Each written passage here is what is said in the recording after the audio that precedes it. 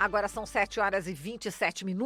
Vamos para Brasília falar com o Elson Kalinowski. Olá, Elson, bom dia.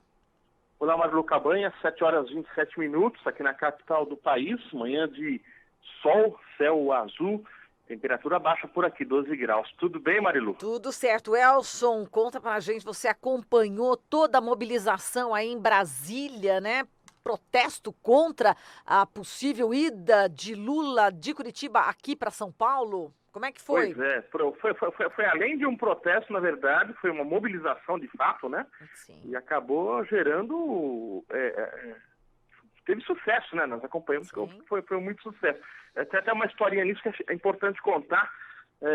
A imprensa estava mobilizada para acompanhar uma coletiva de imprensa na Câmara dos Deputados, Marilu, Glauco e os nossos ouvintes, bom dia a todos. Estávamos nos mobilizando para acompanhar uma coletiva de imprensa na Câmara, que estava marcada para as 4h30 da tarde, com a presença do Fernando Haddad, o ex-prefeito de São Paulo, ex-candidato à presidência da República, pelo Partido dos Trabalhadores, junto com a liderança do PT e algumas lideranças de partidos de oposição. Eles iam apresentar ontem um plano econômico que tratava de propostas que, inclusive, iam ser encaminhadas para o Executivo e para o Legislativo, hein? Um estudo feito junto com a Fundação Perseu Abramo para reaquecer a economia, gerar empregos. Ali a expectativa dessa coletiva de imprensa, quando de repente a assessoria de imprensa do PT e da minoria soltou uma nota, ambos soltaram uma nota, afirmando que a coletiva estava sendo antecipada para as 3 da tarde. Pegou todo mundo de calça curta, literalmente, né? Eu chegando no Congresso Nacional por volta de 2h40 para acompanhar uma coletiva às 4h30, naquela tranquilidade, sabe? De repente toda aquela correria para a sala do plenário 1 das comissões e nada de comunicarem de fato que haveria o plano econômico. Foi um pronunciamento de 5 minutos ali, da Gleisi, junto com o Haddad. Olha, estamos cancelando, não vamos anunciar nada mais, que tentou uma novidade. Acabamos de conseguir uma agenda com Dias Toffoli, ministro do Supremo Tribunal Federal, presidente do Supremo Tribunal Federal. Estamos correndo para o Supremo. Esse anúncio fica agora para a semana que vem, porque o assunto lá é de extrema importância, a ordem expedida pela juíza Carolina Lebos em Curitiba para a transferência do presidente Luiz Inácio Lula da Silva da carceragem da Polícia Federal de Curitiba para o presídio de Tremembé, no interior de São Paulo. Então foi toda aquela correria, uma comitiva de parlamentares, havia 50 a 60 parlamentares, e nós, curiosamente, e a imprensa toda atrás, nós, curiosamente, atravessando a rua, porque a gente atravessa a rua, literalmente, do Congresso para o Supremo, né? É uma caminhada, dá mais ou menos uns 500 metros no máximo, eu estou até chutando um pouco alto, 400 metros no máximo. Foi toda aquela caminhada com a imprensa atrás, e nós observamos que haviam também parlamentares de partidos governistas, Marilu. Ah, olha só. Sem dúvida, e descobrimos ao longo dessa caminhada que a agenda havia acabado de ser conseguida pelo Rodrigo Maia, presidente da Câmara. Quem conseguiu a brecha na agenda do Toffoli não foi a liderança do PT. A liderança do PT pediu, claro, estava em cima, mas precisavam de uma autoridade da Câmara, a autoridade máxima, para conseguir abrir a brecha na agenda, porque o Pleno do Supremo estava em atividade, eles estavam em votações, né? E o Toffoli, então, atendendo ao pedido do Rodrigo Maia, foi inclusive o vice-presidente da Câmara foi nessa reunião, representando o Rodrigo, houve o encaixe, chegamos no Supremo por volta de 15 para as 4 da tarde, todo mundo, até umas 4h10 todo mundo entrou, tem aquela burocracia toda, né? Separa daqui, imprensa dali, empurra, é natural, coisa muito natural aqui em Brasília, né? E eis que por volta de 5h15, mais ou menos, saem todos com a resposta para tratar a respeito, para falar como é que tinha ficado essa reunião com o Toffoli, né? E veio uma coletiva de imprensa. Nessa coletiva de imprensa, que foi dada rapidamente por 3 parlamentares, exatamente nessa ordem, o deputado federal Fábio Trade, ou Trade, não sei se a pronúncia deve ser Trade, do PSD de Mato Grosso do Sul, em seguida o Paulo Pimenta, deputado federal do PT do Rio Grande do Sul, Fábio Trader, do PSD do Mato Grosso do Sul, Paulo Pimenta, do PT do Rio Grande do Sul, e a Jandira Fegali, do PCdoB do Rio de Janeiro. Eles deram uma coletiva de imprensa que contextualiza a grande preocupação que era essa transferência do ex-presidente Lula, que era ir contra uma regra constitucional, que não se poderia, da noite para o dia, fazer essa mudança sem comunicar a defesa, sem ver sem comunicar também os partidos interessados, porque ele é um personagem político, ex-presidente da República, sem considerar os especialistas a respeito de ele pode ou não ir para um presídio comum como o Tremembé, né? Então houve essa reunião e eles explicaram os riscos que o ex-presidente Lula, os riscos institucionais, a forma trabalhoada como Carolina Lebos, junto com o pessoal da Operação Lava Jato, decidiu transferir o ex-presidente Lula. E nessa coletiva, ouvindo os três agora na sequência, a gente tem uma ideia do que foi essa reunião com o Dias Toffoli. Vamos ouvir então Fábio Tredi, Paulo Pimenta e Jandira Fegali. Nós estamos absolutamente convencidos, e quando eu falo nós, não é o PT, e não é o PSD, é o conjunto dos partidos da Câmara. Isso é uma questão envolvendo poderes até, porque o Poder Legislativo está aqui, com a anuência inclusive do presidente Rodrigo Maia, no sentido de que ou nós damos um basta à escalada, que está cada vez mais assanhada, desse viés autoritário, que está ganhando corpo no Brasil, inclusive ameaçando a imprensa, ou nós vamos sucumbir. E estamos aqui para defender a democracia. Não é possível que qualquer pessoa possa concordar que a defesa do presidente Lula fique sabendo uma decisão como essa pela imprensa. Então só o que nós queremos é que o presidente Lula tenha direito de ser julgado como qualquer outro cidadão, qualquer outra cidadã brasileira, à luz daquilo que prevê a Constituição. Nós não queremos nada diferente disso.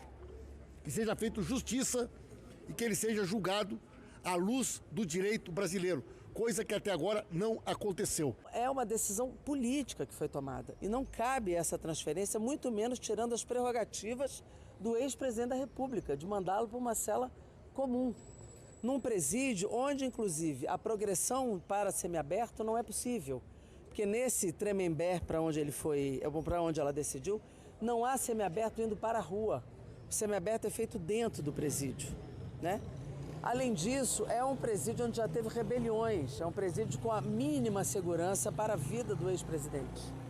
Então, há uma decisão que viola a prerrogativa de ex-presidente, uma decisão de transferi-lo quando ele já tem uma detração penal de estar em regime semiaberto, que só não foi tomada porque o relator está num leito hospitalar e não tem razão nenhuma jurídica para essa transferência. Ainda que tivesse sido prejudicado um líder da direita, eu tenho absoluta convicção de que a grande maioria dos que hoje estão aqui estaria aqui também em defesa do Estado Democrático de Direito.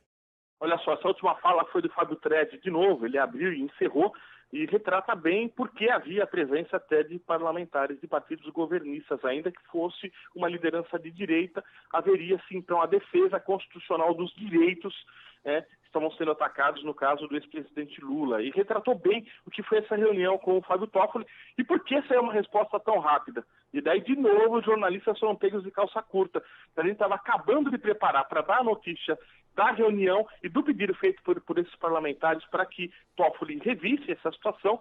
E por volta de 5h40, ou seja, 20 minutos depois, no máximo que eles saíram dessa reunião, o Pleno do Supremo já deu a resposta e já foi lá por 10-1 e cancelou, suspendeu liminarmente a decisão da Carolina Lebos, do ex-presidente Lula, permanecendo então em Curitiba. No primeiro momento, quando tiveram a reunião com o Toffoli, cogitou-se liminar, um pedido liminar assinado pelo próprio Toffoli rapidamente, mas quando souberam disso, os ministros que estavam no Supremo, as informações correm rápido lá dentro, com certeza, correram e falaram, não, traz para o Pleno que nós estamos com você, nós também queremos votar e decidir isso. Foi uma votação, acho que em tempo recorde na história do Supremo. Em 15 minutos no máximo o Pleno se reuniu, votou, decidiu por 10-1, só o Celso de Mello, o ministro Celso de Mello, o decano, analisou que não era papel do Supremo corrigir qualquer decisão judicial como a que foi tomada pela Carolina Lebos,